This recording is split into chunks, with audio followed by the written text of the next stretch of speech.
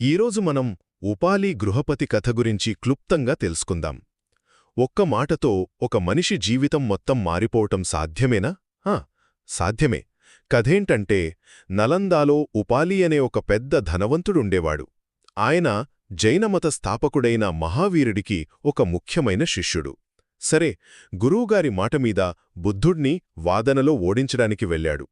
కాని ఊహించని విధంగా తిరిగి వచ్చేసరికి బుద్ధుడి శిష్యుడిగా మారిపోయాడు.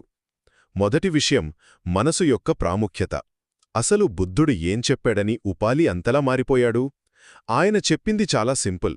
మనం చేసే శారీరక పాపాల కన్నా మన మనస్సులో, మన ఆలోచనల్లో పుట్టే పాపమే చాలా పెద్దది, చాలా తీవ్రమైనది అని చెప్పారు.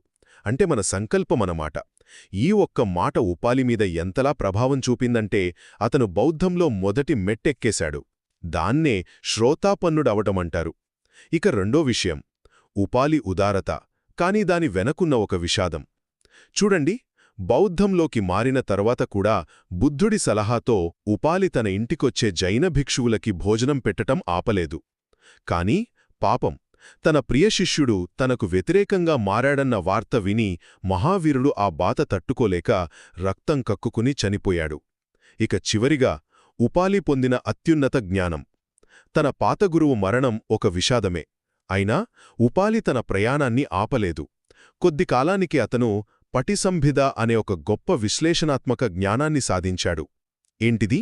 అంటే ఏ విషయాన్నైనా సరే దాని అర్థం, కారణం, దాన్ని వివరించడానికి సరైన భాష, సందర్భం, ఇలా 4 కోణాల్లోనూ పూర్తిగా విశ్లేషించగల శక్తిని పొందాడు. సో చూశారుగా, వాదనకు వెళ్లిన ఒక వ్యక్తి ఒకే ఒక్క తాత్విక చర్చతో ఎలా మారిపోయి ఉన్నత ఆధ్యాత్మిక జ్ఞానాన్ని పొందాడో ఈ కథ మనకు వివరిస్తోంది.